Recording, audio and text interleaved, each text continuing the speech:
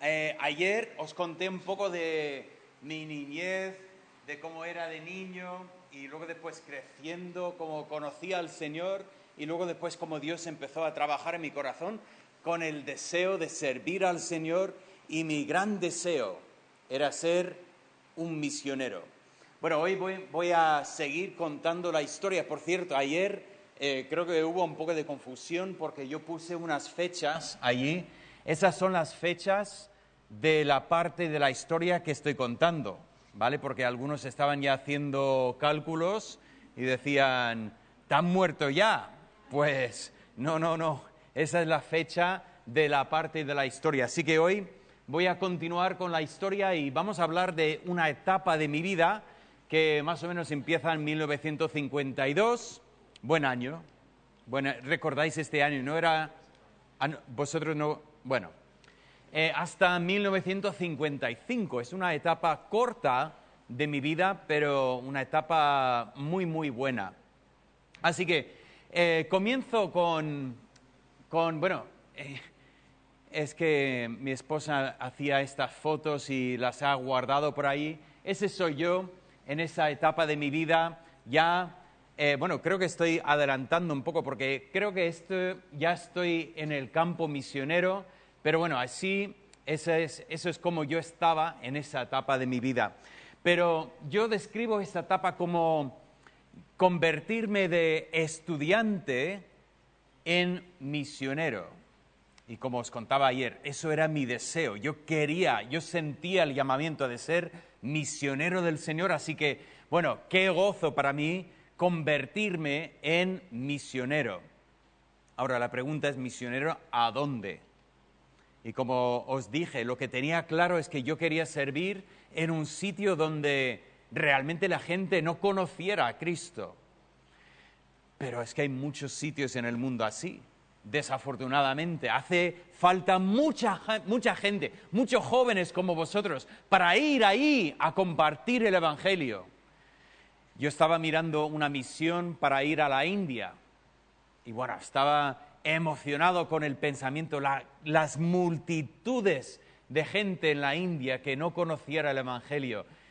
Pero al final el Señor cerró esta puerta y el Señor abrió la puerta para ir a Ecuador. Ecuador. Alguien me comentó que hay alguien aquí que a lo mejor es de Ecuador. ¿Hay alguien que tiene raíces en Ecuador? Ah, mira qué bien. Pues mira, Dios me llamó a ir a Ecuador. Entonces fui aceptado por una misión. Esa misión trabajaba en las selvas de Ecuador. Tengo que ser sincero, nunca había estado en Sudamérica. La verdad es que cuando acepté ser misionero, ni hablaba el español. Estaba allí y estaba con la emoción, pero es que yo no sabía mucho español en ese momento. Pero me mandaron para Ecuador y cuando les conté que, bueno, yo no sé porque la verdad es que no sé mucho español, dijeron, no pasa nada, porque tampoco vas a trabajar en español. ¿Cómo? Dice, no, vas a trabajar con los indios que hablan quechua. Quechua. Bien, yo ni sabía el idioma, lo que era, cómo sería, pero me dijeron, pero efectivamente tienes que aprender el español, tienes que aprender un poco de español para poder trabajar. Bueno, no es como hoy en día, porque ya me han contado que hoy, pues la gente, tenéis una facilidad de viajar que nosotros no teníamos en ese momento. O sea, ahora se coge un vuelo, se va hasta el país, coges después otro vuelo, coges helicóptero, vas hasta el interior, pues es mucho más fácil. Para nosotros eran meses para poder arreglar el viaje, teníamos que levantar fondos, teníamos que arreglar todo, encontrar un barco que zarpaba para aquel país. Bueno, un poco complicado, no era tan sencillo como sencillamente decir, me voy. Pero ir significaba también para mí muchos sacrificios.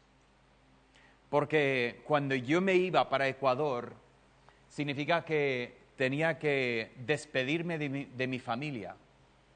Yo no sabía si iba a volver a ver a mis padres o cuándo iba a poder volver a ver a mis padres. Una vez más, hoy en día se puede viajar y surge una emergencia, coges un vuelo y enseguida puedes estar allí con tu familia, pero en aquel entonces, pues igual eran meses que tenías que planear cosas, así que tuve que despedirme de mi familia, de mis hermanos, de mis padres, pero recordáis cómo eran mis padres también, ¿verdad? ¿Recordáis cómo mis padres oraban por nosotros cuando éramos pequeños? ¿Pedían todo menos? Pues, ¿qué pensáis? Que mis padres me abrazaban y decían, ¡no te vayas, por favor! Era un poco extraño, porque casi parecía que mis padres decían, ¡vete, vete! Y había un momento que dices, ¿por qué quieren que me vaya tanto?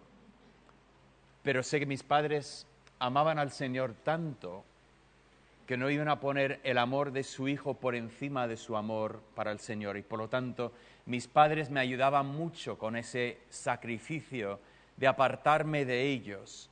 Me estaban mandando porque me habían entregado al Señor desde el primer momento de mi vida. Y no solamente tenía ese sacrificio de familia, pero en general el sacrificio del amor. Y aquí es donde tengo que hacer marcha atrás y contar un poco de algo que no os he contado antes. Bueno, tengo otra foto, pero bueno, primeramente comento esto porque entra aquí en el tema y luego después os muestro la foto. Eso es una cita que yo apunté en mi diario. Y os digo la verdad que luego después mirando la cita me estaba costando recordar exactamente qué significaba. Decía, un tesoro, un solo ojo, un único amo. Tuve que volver a mirar el contexto en que lo escribí y luego vi lo que era. Lo había apuntado cuando estaba leyendo el Sermón del Monte. ¿Recordáis el Sermón del Monte? ¿Dónde se encuentra el Sermón del Monte? ¿Dónde? En la Biblia, sí. No habéis dicho esto, ¿verdad? ¿Dónde se encuentra la Biblia? ¿En Mateo? Jóvenes, tenéis que saber vuestras Biblias, tenéis que poder decir en Mateo 5, 6 y 7, cuando alguien te pregunta, bien, habéis hecho bien. Bien, en Mateo 6, bueno, ya estabais viendo eso ahí, un poco de trampa, ¿no? Mateo 6, 19 al 24, el Señor empieza a hablar y casi parece, cuando lo lees, que está hablando de temas sueltos. Pero curioso, notad, en el 19 empieza a hablar. Os he contado que me están fallando los ojos con la edad que tengo. No está mal llegar hasta aquí. Bueno, en el 19 empieza a hablar del tesoro, que el tesoro esté en los cielos. Continuando, en el 22 empieza a hablar de la lámpara del cuerpo y dice, la lámpara del cuerpo es el ojo. Si tu ojo es sano, todo tu cuerpo está lleno de luz. Y luego en el versículo 24 empieza a hablar de los tesoros. Y lo que noté es que hablaba de un solo tesoro. No tener tesoros en la tierra, sino tener tesoros en el cielo. De tener un ojo sano, una visión clara y de tener un amo. De no intentar servir a dos señores, sino en tener un solo Señor.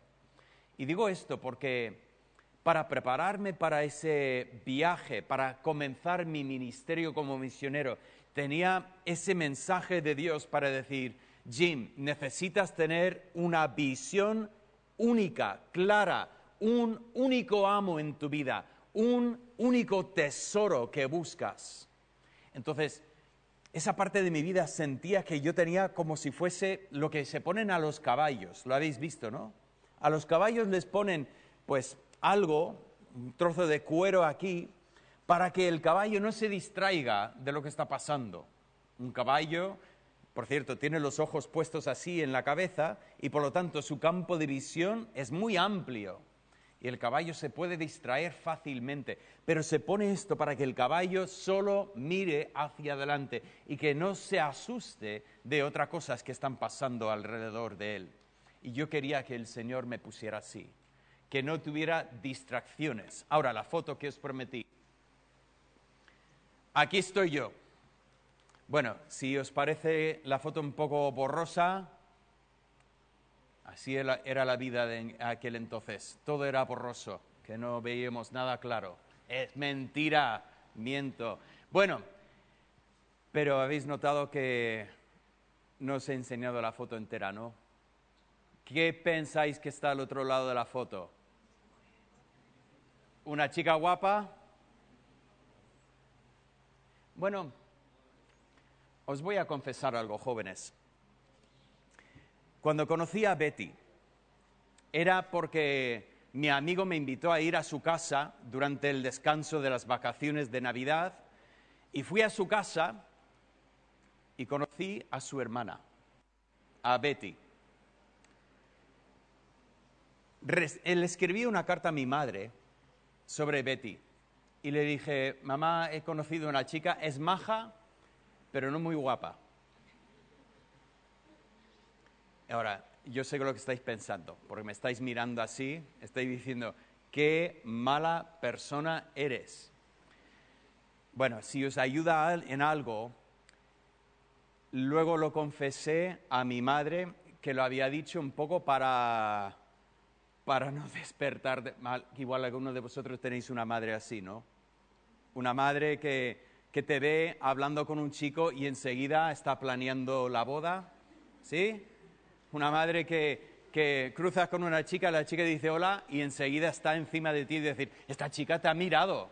Dice, mamá, no me ha mirado. Sí. Bueno, mi madre era un poco así. Entonces, yo sabía que la única forma de que no se hiciera grandes ideas era decirle que, bueno, una chica, pero medio, ¿no? Que no pasa nada. Pero tengo que decir que había algo muy especial en esta chica. Primeramente, ya estoy volviendo atrás, era mi compañera de estudios en la universidad. Ella también estaba estudiando, ¿recordáis lo que era mi carrera? Griego. Ella también estaba estudiando griego. Teníamos clases juntos. Y entonces, bueno, empezamos a juntarnos para estudiar. Luego después, claro, ella decía que cuando estudiábamos juntos parecía que ella hacía todo el trabajo y que yo nunca aportaba.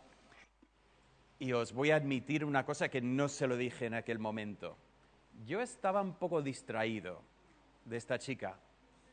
Yo había algo en ella que admiraba. Y os digo que no era en primer lugar sencillamente que era una chica guapa. Sinceramente, lo que más me llamaba la atención era su corazón para el Señor. Estaba yo impresionado con su deseo y su intensidad para servir al Señor. Pero no quería en ningún momento adelantarme a los planes de Dios. Yo tenía un llamamiento de Dios que sabía que Dios me estaba llamando para servir en el campo misionero y no había nada ni nadie que podía distraerme de este llamamiento. Por eso escribí lo que escribí sobre Mateo 6. Un solo amo. No quería que otra persona se convirtiera en amo en mi vida, que otra persona me desviara del camino del Señor. Entonces, pues mi relación con Betty era una relación complicada, una relación que sinceramente unos amigos me dijeron, Jim, deja el drama, es que no podemos contigo. Es buena chica, ¿verdad? Te quiere, ¿sí? ¿La quieres? Pues cásate con ella. Y les dije, no puedo. Y me decían, chico, no es tan difícil la vida. Pero es que ellos no comprendían lo que era el llamamiento de Dios sobre mi vida. Ese llamamiento era tan claro para mí que era el número uno de mi vida. Y yo tenía que poner todos mis planes por debajo de la voluntad de Dios para mi vida. Yo estaba interesado, pero es que no podía hasta que el Señor realmente abriera la puerta. Y os tengo que decir que no fue una historia corta, es una historia larga sobre mi relación con Betty. Bueno, iban pasando los años, terminamos nuestros estudios y cada uno, pues graduados, pues nos íbamos en nuestra dirección. En un principio no teníamos nada de compromiso entre nosotros. Yo escribí estas palabras: he acordado con Dios acerca de Betty y yo que Él nos tendrá a los dos, suyos, completamente dedicados. Pero existe el peligro sutil en mantener las esperanzas. Os explico lo que quería decir con esto. Yo puse a Betty sobre el altar y me sentía como Abraham, ahí con Isaac delante de él en el altar y con el cuchillo para decir: Señor, si me pides este sacrificio, pero yo no sabía lo que iba a pasar. Yo no sabía si este sacrificio, si el ángel me iba a detener la mano y decir: para allá, ya sé que me amas. O si el ángel permitiría que yo, no estoy hablando de forma literal, no quiero que nadie me malentienda, yo no soy así. Pero si el Señor diría: sí, sacrifica este amor sobre el altar del ministerio. Y sabes que si el Señor lo pedía, estaba dispuesto a hacerlo. Así que escribí estas palabras y nosotros pusimos esto en marcha. Había un momento que le dije a Betty: no nos vamos a escribir en 3 meses. Sin carta, sin nada. Ahora, sabéis lo que son cartas, ¿no? Sellos, ¿os suena? Esperar 2 semanas para que llegue, para que luego después mande otra carta para volver. Así era la vida. 3 meses, aún así es mucho tiempo. Era mucho tiempo, pero dijimos: mejor frenamos y lo ponemos aparte. Y si esto es de Dios, 3 meses no es nada. Bueno, así comenzamos y durante este tiempo yo escribí lo siguiente en mi diario: Padre, haz que sea yo débil. Me costó un poco escribir esto, sinceramente, porque os dije que a mí me gustaba ser fuerte, me gustaba participar de atletismo y competir, pero decías: Padre, hazme débil, para que pierda mi agarre sobre toda posesión terrenal.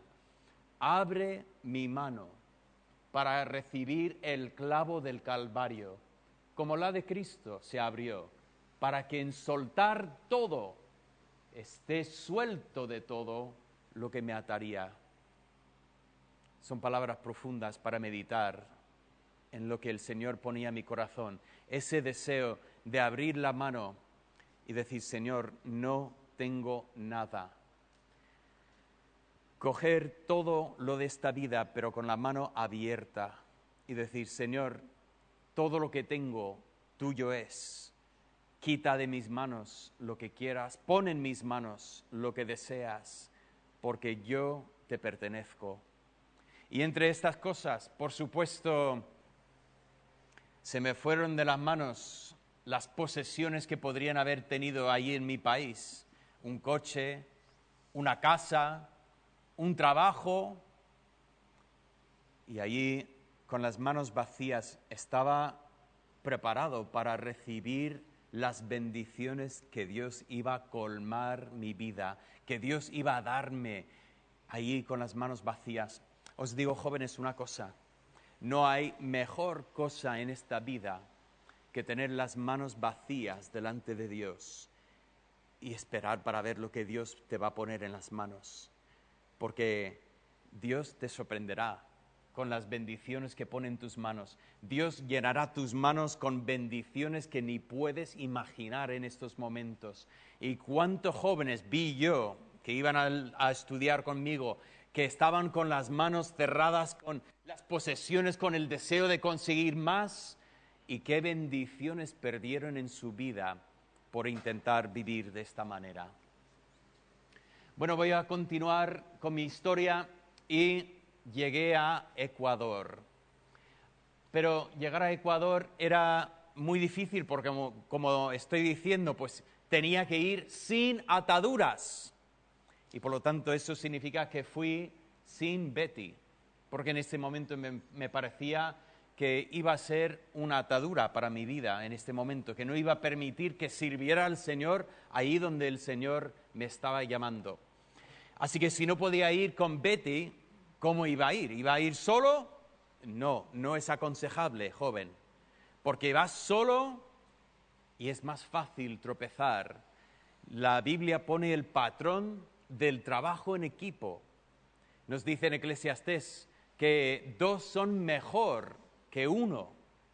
Y entonces Dios me unió a un amigo, Eduardo, Ed, le llamábamos. Y Ed iba a ir conmigo a Ecuador, pues nos juntábamos para orar, tenía una pasión como yo para servir al Señor y Dios había provisto pues un amigo íntimo. ¿Hasta qué? Se casó. Yo le dije, Ed, ¿qué haces? ¿Cómo que te casas? Pero ni sabes a dónde vas a ir. ¿Y tu esposa va a poder estar contigo allí? Estamos hablando de la jungla. ¿Qué vas a hacer, Ed?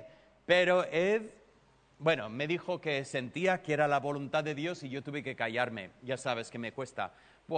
Me cuesta porque, claro, lo que Dios me estaba diciendo a mí, yo automáticamente entendía que también estaba diciendo a Él. Y yo que había sacrificado a Betty sobre el altar, yo quería que también se sacrificara a la suya sobre el altar, pero en fin, no lo ha hecho y fue la voluntad de Dios. Y por cierto, Ed y yo sí que llegamos a trabajar juntos. Así que bueno, dejo esta parte de historia hasta un poco más adelante. Así que Ed se casó, pero cuando Dios quita por un lado, siempre pone por otro lado. Y Dios puso a mi amigo Pedro, Pete. Tengo una foto. Ya no tenemos que usar los dibujos estos que tuve ayer, ya foto de verdad. Bueno, en blanco y negro, pero aquí estoy yo con Pete. Ya sé que nos veis ahí y decís, qué feos, por favor. ¿De verdad? ¿Ibais con estos zapatos y con esos calcetines? Encima lo mostráis para la foto. Bueno, teníamos esa ilusión. Esa foto se hizo en California. Estamos a punto de coger el barco para ir hacia el campo misionero. Bueno, tengo que decir que yo le puse la idea de esta postura, no sé, me parecía a mí que éramos dos aventureros saliendo para la aventura, pero estábamos saliendo para compartir el mensaje de Dios allí en Ecuador. Bueno, aquí tengo una foto de mi primer trabajo en Ecuador. Y también sé lo que estáis pensando. ¿La corbata? ¿En serio? Bueno, esa corbata, lo que no entendéis es que era una bendición, porque a veces comías y te manchabas y te ponía la corbata y no pasa nada. No se notaba ninguna mancha en la camisa porque la corbata, hacía de babero. En fin, aquí estoy yo con un grupo de los chicos. Estos son chicos que donde yo empecé a trabajar con ellos. La verdad es que me costaba un montón comunicar con ellos en castellano, pero poco a poco iba hablando con ellos y iba enseñándoles, iba contándoles de la bendición del Evangelio y Dios empezó a trabajar en sus corazones. Bueno, no solamente trabajaba con estos chicos, pero después de unos meses pude dejar esta parte de la misión y pudimos ir más adentro y trabajar con otros niños. Y eso es especial porque empezamos a dejar atrás el español y empezamos a trabajar en quechua. Así que ni tenía el castellano completamente bajo control y ya estoy en otro idioma, quechua. ¿Sabéis quechua? ¿Alguien sabe quechua? Mejor, porque mi pronunciación no es muy buena. Bueno, yo puse unas frases. Ima sutiki Luego, Imakticha Nanan, ¿qué significa eso? Bueno, lo primero significa... Muy bien. Luego después me dices cómo se dice, ¿vale? ¿Qué? El primero es, ¿cómo te llamas? Y el segundo es, ¿qué te duele? Ahora, te puede parecer una frase rara para tener como las primeras frases de quechua, pero nosotros trabajábamos mucho con necesidades. Teníamos una clínica y yo también sé lo que vais a pensar, porque vais a decir, vamos a ver, estudiaste griego y luego después estabas ahí como de médico. Así es la vida muchas veces en el campo misionero, ahí en la selva. Pues nosotros sí, ejercíamos de enfermero, de cirujano para cosas sencillas, ayudando a estas personas cuando no tenían ningún recurso para poder ayudarles. Y les ayudábamos así y poco a poco íbamos aprendiendo más en cuanto al lenguaje y ayudándoles. Construíamos. Yo había aprendido a construir, pero esa construcción era completamente diferente. Era cortar palmeras, utilizar los árboles. No había hormigón ni nada de lo que yo conocía en mi país.